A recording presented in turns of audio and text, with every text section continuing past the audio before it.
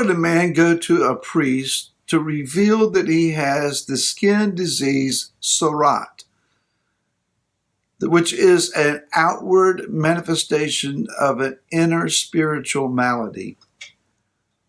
Why would he reveal that to a priest knowing that it would mean he'd be in quarantined for an extended period of time? Why not just hide the issue and deal with it himself quietly? Isn't that what we have been doing? Hey, that's Barry Phillips with 10-Minute Torah, day number 4 of the double Torah portion, Tazria Metzora. We're going to deal again today with the Metzora, the one who has Sorat. Again, it's a outward manifestation on the skin of an inner spiritual malady.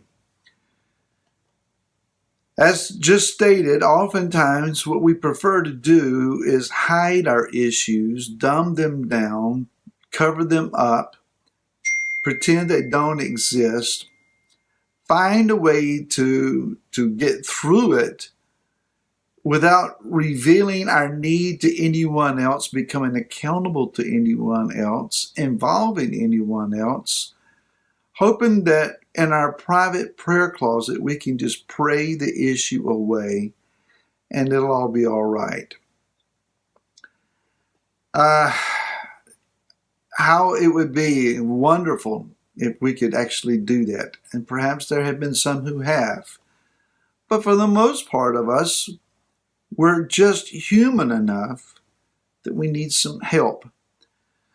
And so there is a Hasidic thought that comes from the rabbis of the ultra-Orthodox persuasion of things that I've read and studied, and it's interesting that they see the whole process, even the revelation of the disease, the necessary quarantining or excommunicating even if it's years, that it's all a part of a process by which one then grows, matures, and achieves a level of righteousness and right standing that was higher than before.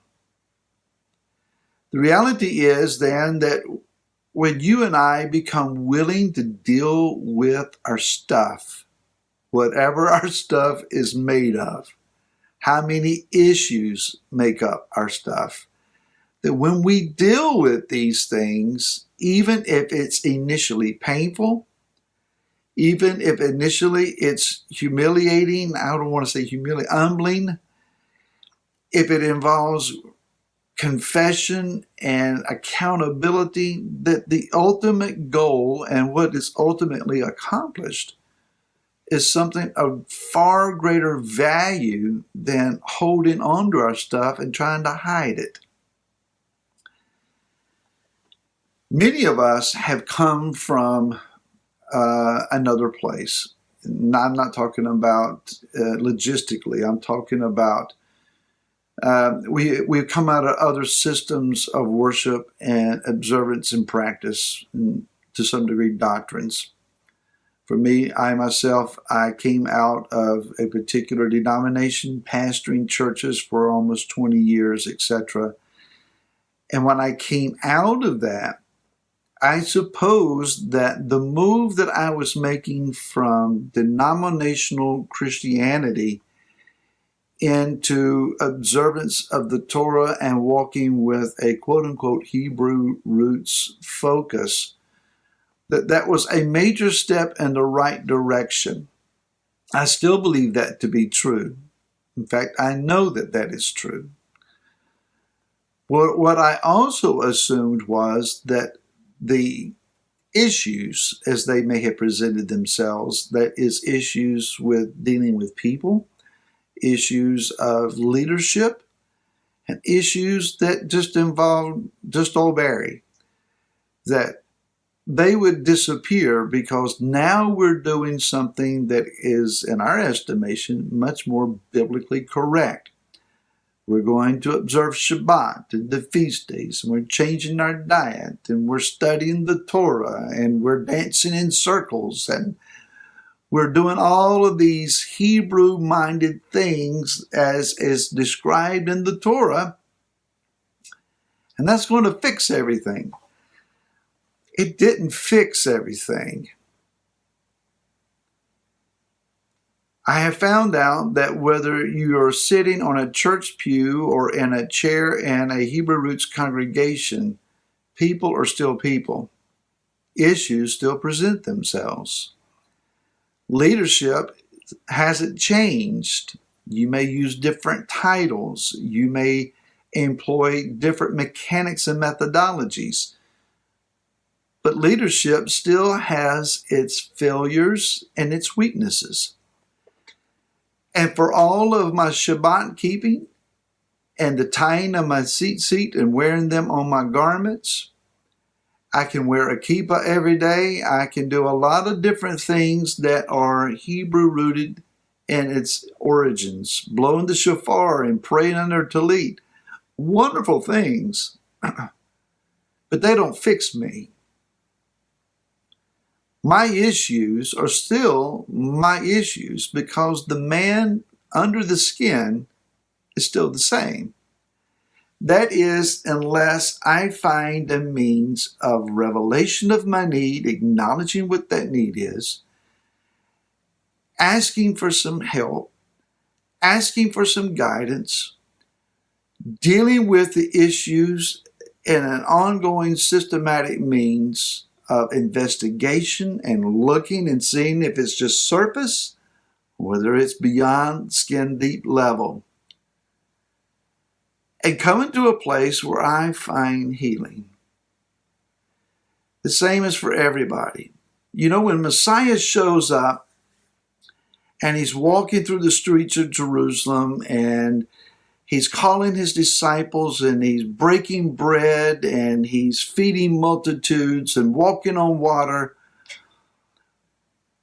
one might ask, why are you out in the middle of the countryside? Why are you not in the temple courts and preaching on a daily basis? Why don't you live in the temple? Because the people that are hurting and the people that are needing to hear his voice are out in the villages and the countryside. They're out in the marketplaces. They're in cities and towns away from the spiritual epicenter of Jerusalem. What that says to you and I, we cannot dwell in the highlighted moments of our conferences and our spiritual gatherings and being together on Shabbat in our congregations. We cannot just live for those moments, but in the day-to-day routine of things, you and I need to find the word of Messiah, the power of his presence, and the healing of his touch. It's amazing to me that Yeshua could lay his hands on those with Sarat. They came to him often. One man in particular came to him and said, Master, if you're willing to do so, you can touch me, you can heal me by cleansing me. And Yeshua looked at him and said, I want to.